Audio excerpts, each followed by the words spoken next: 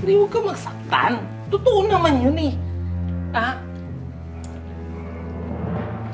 Nagtataka lang din ako, pare. Nagtataka lang din ako. Pare, ganyan yung sinoda mo, pare. Pare, ang layo doon sa mga dati, ha? Ang layo talaga. Pare, ang ilig mo dati sa maganda, tapos ngayon, pare.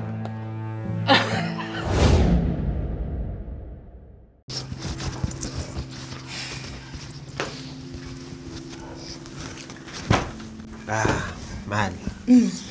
Bis ka, alis tayo. Saan tayo pupunta? Yung mga dati ko kasing kaklase, nagyayaya sila sa akin eh. Si Leo tsaka si Mika, meron daw kaming mini-reunion kaming tatlo. Alam mo ba, yung dalawang yun, high school pa lang kami, magjowa na yun eh. Ito nga sila. Talaga? Ayan. Ganun ba? Mahal, ikaw na lang. Dito na lang ako sa bahay. Bakit naman? Mahal, nahihiya kasi ako eh. Ayun na naman sa pagsiselfie mo, mahal. Alam mo, dapat hindi ka ganyan kasi gusto ko yung mga taong nakakakilala sa akin, nakikilala din nila kung sino yung taong mahal ko. Pero mahal, kasi... Wala nang pero-pero. Okay? Magbihis ka na. Kasi ako magbibihis na rin. Kailangan pagbalik ko, okay ka na. Aalis na tayo. Okay?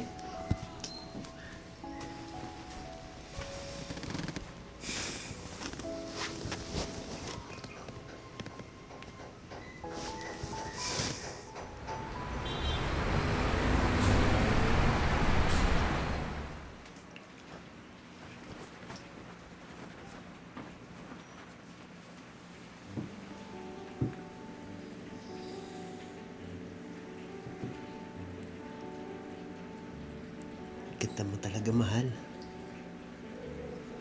Sus, nambola ka pa.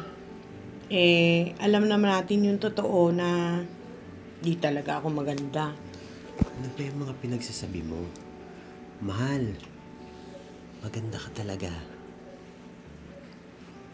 Sa paningin mo, oo. Pero sa paningin ng iba, hindi. At yun ang totoo. Yan na naman tayo eh. Mahal, alam mo, sa paningin ko at ni Numan, maganda ka. Walang ginawa ang Diyos na hindi maganda. So, sinong gumawa sa akin? Demonyo siguro, no? Namimiloso po ka na lang, mahal. Halika na. Alis na tayo. Tara na. Oh, basta mahal pag nakilala mo si Leo at si Mika, maging ano ka lang, normal lang. Mababait normal naman ako, yun. mahal eh. Di ba? Alam ko naman eh. Mukha ba akong abnormal? Ikaw talaga. Uy, pre! Oh, pare. Mukhang kasama mo na naman yung mama mo ah. Pare, asawa ko yan. Asawa daw? Loko mo, pre, uy! Yung itsura niyan eh, parang mama mo na eh. Ano, pre? Wala na bang bago? Ang dami-dami nating kapitbahay na magaganda eh. Di ka man lang naging choosy. Gago ka. Ano gusto mong mangyari, ha? Gusto mo... Patayin kita ngayon, ha? Pre, easy, pre. Easy lang, pre. Tama na. Tama na. Tama na. Mahal, bakit mo naman kasi pinatulan pa yun? Gago eh.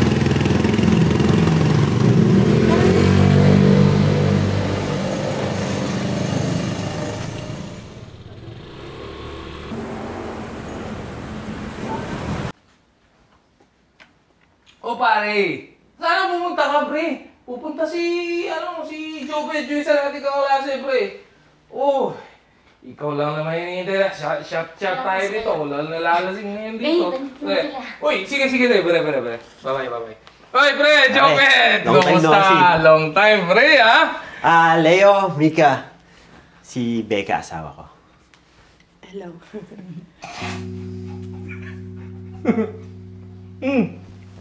Hey!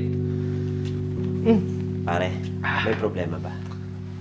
Di Wala naman kasi realize ko na pare, ang tagal na talaga natin di nagkita, no? Pare, di ko nakalkulado yung taste mo, pare. Hindi ko nasukat yung taste mo. Jopet, sorry kanina pa kasi umiinom to eh. Hindi. Nagsasabi lang ako ng totoo. Pero pare ba, ayoko naman magsalita, pare. Uy! Anyway, sa Ibeka, ako nga pala si Mika. Classmate namin to dati, to si Jopet. In-invite pa nga namin yung iba naming classmate eh, kaso busy sila eh. Hello, nice meeting you. kayo? Inom tayo mamaya, ha? Inom tayo. Lasing ka ba, Maraming pare? beer. Hindi pa ako lasing. Labo na mata mo na yata, pare, no?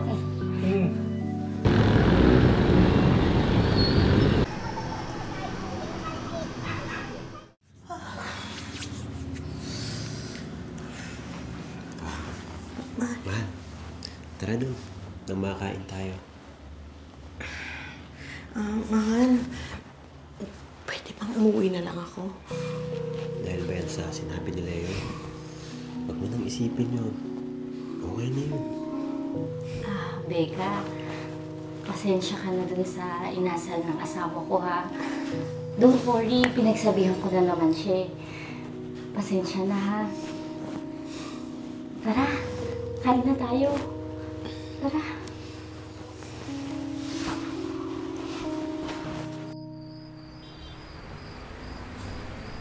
Shot lang, pare. Nagpakuha ako ng tanpuluts, pare. Pare. Ay! O nga pala, pare. Anong pinagkakabulan mo ngayon? Pare, anong trabaho mo? Ayun pare, pa-extra ako ngayon sa construction. Yun lang naman ginagawa ko ngayon eh. Okay din, pare. Okay din. Pare, may naalala ko. Kumusta si pare, yung ex mo, si Roslyn, pare. Solid yun, pare, ha? Solid yun. Ganda nun. Pag nakita mo si Roslyn, kumusta, pare? Kumusta na-meet mo na ba ulit siya, pare? Pare, wala na akong balita sa kanya, tsaka di ko na rin inaalam kasi. Ay, pare, dapat inaalam mo. Kasi mas solid yun, pare. Dapat ina mo naman. Tama na. Hindi. Nang-uusap lang naman kami. Pare. Pare, totoo yun. Totoo naman yun eh. Di ba? Pare, mas solid talaga si Roslyn. Ang ganda nun, pare. Ang sexy nun. Ang daming ang chicks ito dati nung high school kami. Itong pinaka-chick boy sa amin. Si Jopet. Di ba, pre? Itong pinaka-chick boy sa amin. Sobrang susolid ng mga chicks niya. Nainggit nga kami dyan eh. Ha? Pare, naalala ko mga dati, pare. Kahit di mo ligawan, talagang sa'yo yung babae. Kasi mistiso to lalo na nung high school kami. Tapos, pare, ewan ko ba ngayon, pare? Ewan ko ngayon, ha? Ngayon lang tayo ulit nagkita, pare. Pero ewan ko, ba't wala ka ng panlasa? Nung pandemic ba yan, pare? Di ko alam, pare, bakit mo... Ba't ganyan yung sinuta mo, pare? Ha? Hindi ka na tulad doon dati, pare. Mamili ka dati, choosy ka pa, pare. Pero, totoo lang yan, pare. Totoo lang. Pare, may problema ba? Parang di ko na gusto yung tabas ng dila mo eh. Kanina ka pa eh. Jopet, pasensya na ha. Pre. Pre, huwag ka magsaktan. Totoo naman yun eh. Ha? Nagtataka lang din ako, pare. Nagtataka lang din ako. Kasi, ganyan yung sinuda mo, pare. Pare, ang layo doon sa mga dati, ha? Ang layo talaga. Pare, ang ilig mo dati sa maganda. Tapos ngayon, pare.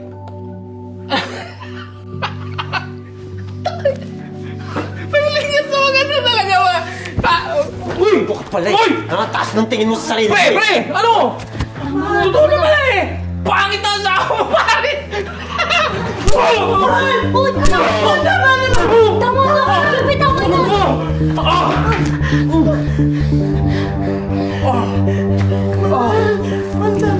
Jopet, pasensya na. Sana hindi na lang sana ako nakipagkita sa inyo kung alam ko lang na ganitong babastusin niyo ko.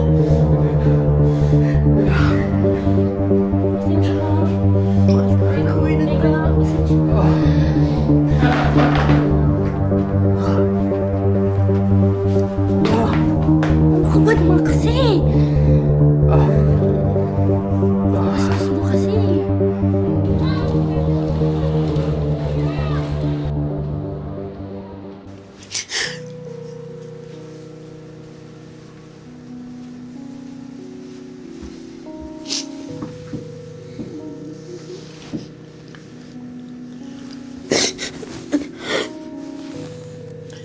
Mahal. Kung ano man yung mga nasabi ni Leo sa'yo, huwag mo nang intindihin yun. Ang mahalaga, nagmamahalan tayo.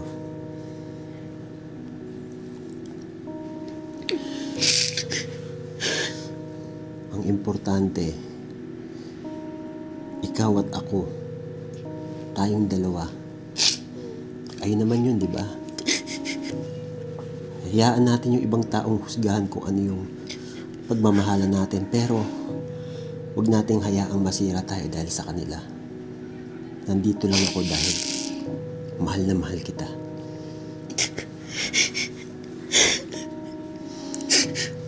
Mahal, maraming salamat sa tunay na pagmamahal mo sa akin, ha?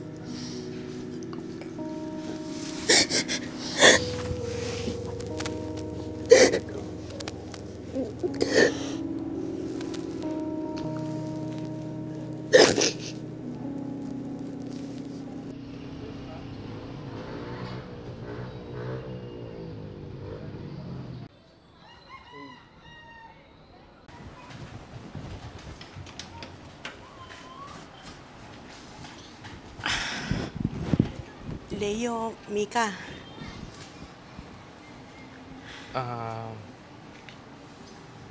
Becca, pwede ka bang makausap? Becca, sorry sa mga nasabi at nagawa ko sa'yo. Naunawaan ko na yung pagkakamali ko. Hindi dahilan yung kalasingan para sa mga hinasal ko. Naging bastos at wala akong respeto. Becca, sorry ha.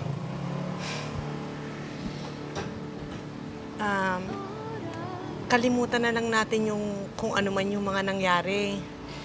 Pero sana wag nang maulit. Salamat sa pag-acknowledge sa kamalian mo. Salamat, Becca.